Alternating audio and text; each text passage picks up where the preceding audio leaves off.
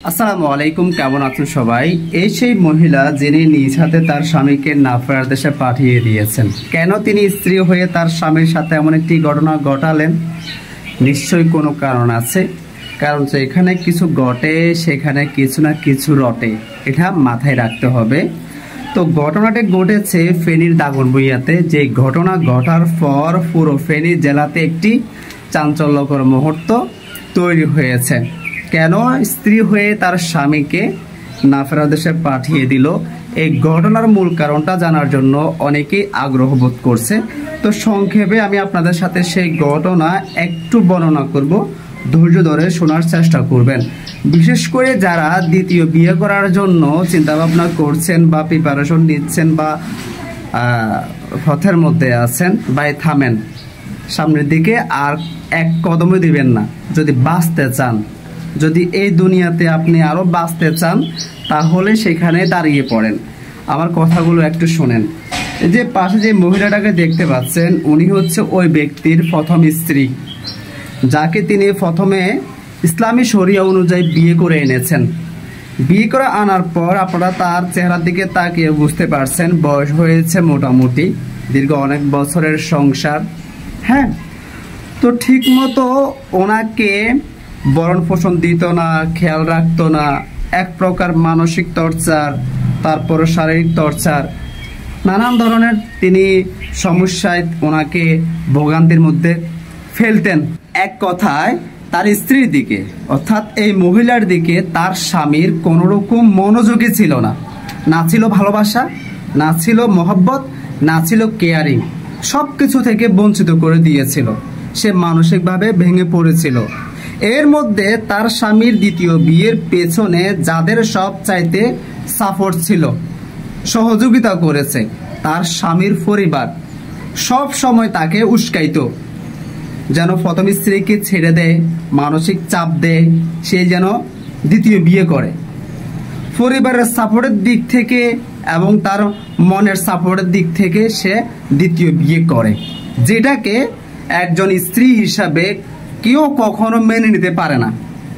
তিনিও মেনে নিতে পারেনি তার স্বামীর দ্বিতীয় বিয়েকে। একটা সময় সে মানসিকভাবে যখন ভেঙে পড়ছিল, সে ডিসিশন নিয়েছে তার স্বামীকে নিজ হাতে শায়েস্তা করবে, একটা শিক্ষা দিবে, এই জাতিকে দেখিয়ে দিবে যারা দ্বিতীয় বিয়ে করার জন্য উঠে পড়ে লাগে, দ্বিতীয় বিয়ে করার জন্য দৌড় দেয়।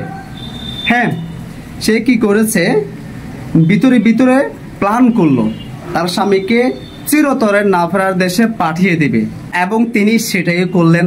নিজ হাতে তার স্বামীকে না ফেরার দেশে পাঠিয়ে দিলেন।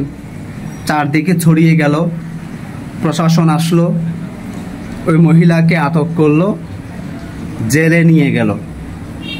আজকের এই ভিডিওর মাধ্যমে ওই সকল পুরুষগুলোকে একটি মেসেজ দিতে চাই, কিছু কথা বলতে চাই।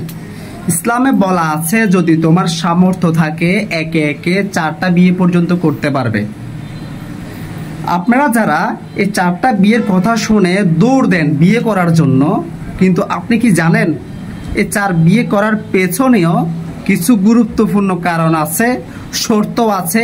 ও যে একটি গল্প আছে না, যে চিলে কান নিয়ে গেছে, কানে হাত না দিয়ে দৌড় দিছে চিলের পিছনে, অথচ কানের জায়গায় পড়ে আছে, কানে হাত দিয়ে দেখেনি। বিষয়টা ঠিক এইরকম।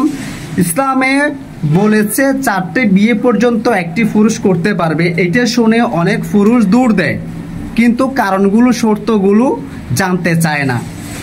প্রথম শর্ত হচ্ছে, আপনি আপনার প্রথম স্ত্রীর কাছ থেকে দ্বিতীয় বিয়ে, তৃতীয় বিয়ে বা চতুর্থ বিয়ে করতে হলে অবশ্যই অবশ্যই অনুমতি নিতে হবে।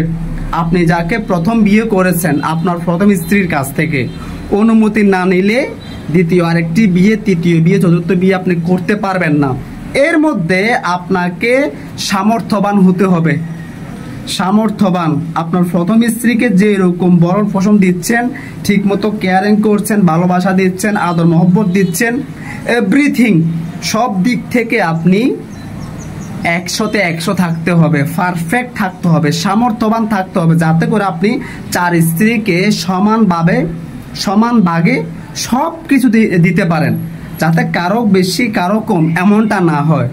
হ্যাঁ, সামর্থ্য থাকলে আপনি প্রথম স্ত্রীর কাছ থেকে অনুমতি নিয়ে আপনি একে একে 4টা বিয়ে পর্যন্ত করতে পারবেন। ইসলামে শুধু 4টা বিয়ে করতে পারবেন আপনার প্রথম স্ত্রীর কাছ থেকে অনুমতি না নিয়ে, তাকে কষ্ট দিয়ে, তাকে নির্যাতন করে, মানসিক চাপে ফেলে।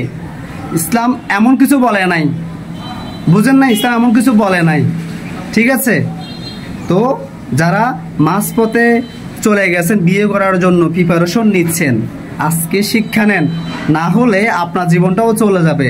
এমন ঘটনাও ঘটেছে, ঘুমাচ্ছে রাতের বেলায়, ঘুমের মধ্যে তার গোপন দিছে গ্যাছাং করে। তো সাবধান থাকবেন, বিয়ে করতে যাবেন, প্রথম স্ত্রীর কাছ থেকে অনুমতি দিবেন না। প্রথম বউকে আপনি কিছু দিতে পারছেন না, আরেকটা এনে তাকে কি দিবেন?